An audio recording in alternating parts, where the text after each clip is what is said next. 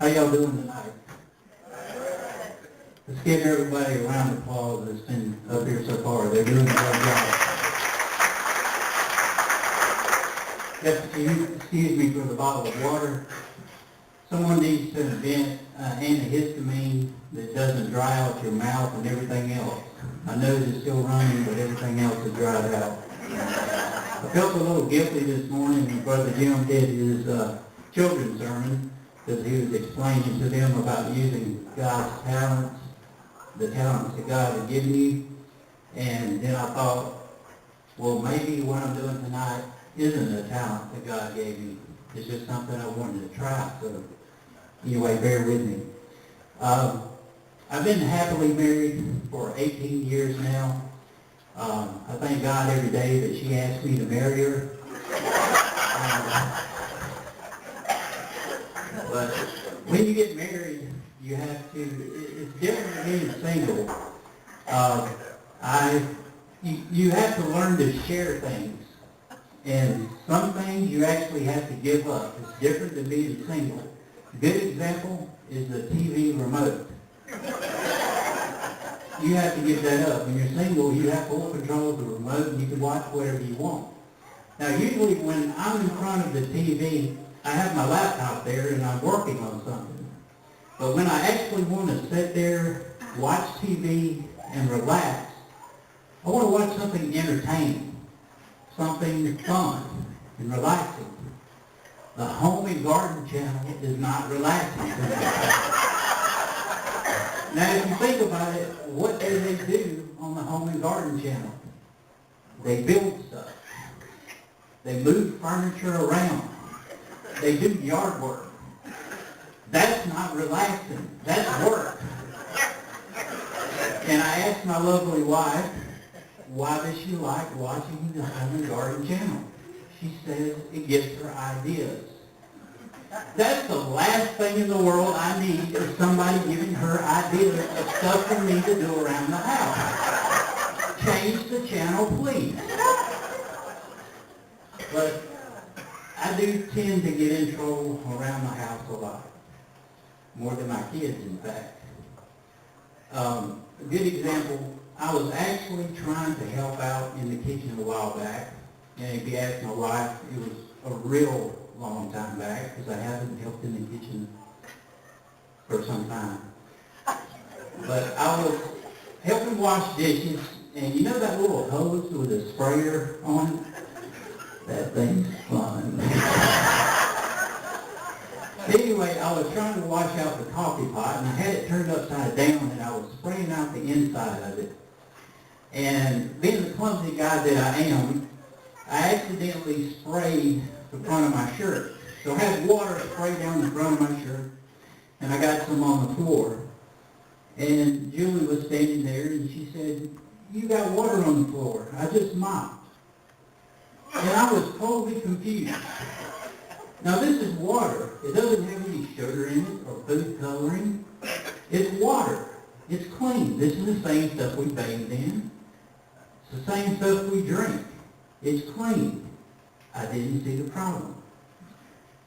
I was wondering, does our kitchen floor have some strange composition to it that when water touches it, a chemical reaction occurs? It changes the water into dirt? I just don't understand that. But anyway, I'm not allowed near the spray hose anymore. I don't know how this works or where it comes from, but if I get anywhere near the spray hose in the kitchen, from out of nowhere, I hear this voice, "Sir, please step away from the sprayer. Put your hands where we can see them and slowly step away. We have you surrounded." I don't know where that comes from. I think the sprayer has a restraining order out on it. So guys, learn from that. If you're just getting married, take notes. Take notes. You'll learn. Like I said, in my house, I get in more trouble than my kids. I'm 42 years old. I'm guilty until proven innocent in my home, and I can't afford a good lawyer.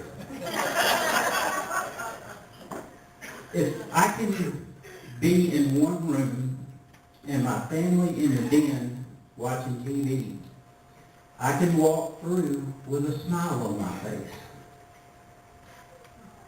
And just that smile makes them think that I did something. They say, what did you just do? And I just keep walking. And it drives them crazy because they think I just did something in the other room. So I keep on walking.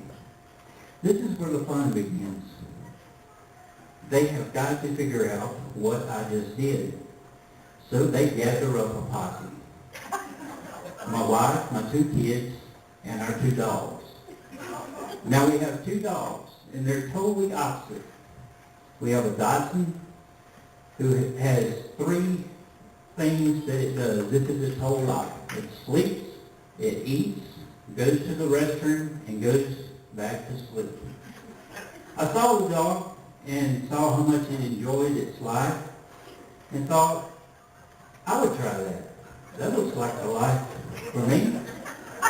After a few days, my wife and the creditors decided that they didn't like my new lifestyle, and I had to go back to work. Then we have the Chihuahua. That's Chihuahua for those of you that don't speak Spanish. But this dog is mentally unstable. If any of you know of a good dog psychiatrist, please send me after this. But this dog will sees and hears things that aren't there and barks madly at him. All the time. Barks at something that isn't there. Now when we first brought this dog home, she would run and bark at nothing.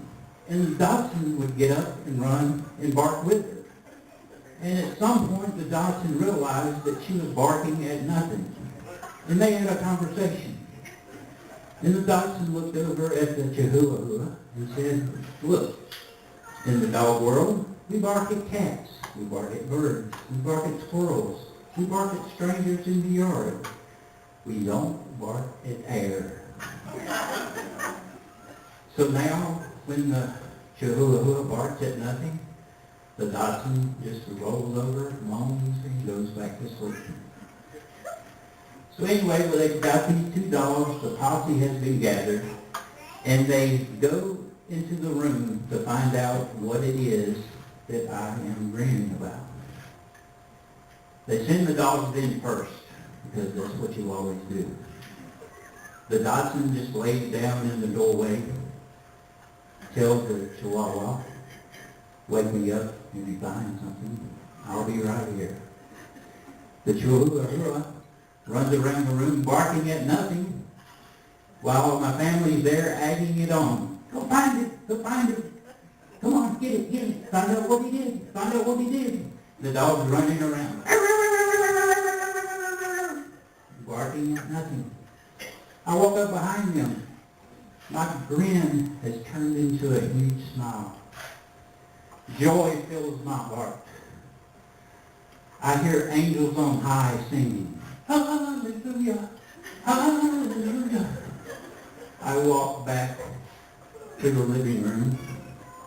I sit down in my recliner. And do you know why I'm so happy now? I now have the remote.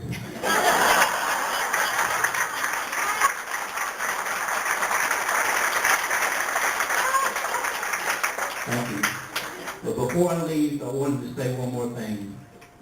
Many people don't want to become a Christian because they think we're all sticks in the mud and never have fun. It's fun to be a Christian. Let others see the joy of Christ in you. In Philippians, it says, rejoice in the Lord always. Let others see the joy of Christ in you. Thank you.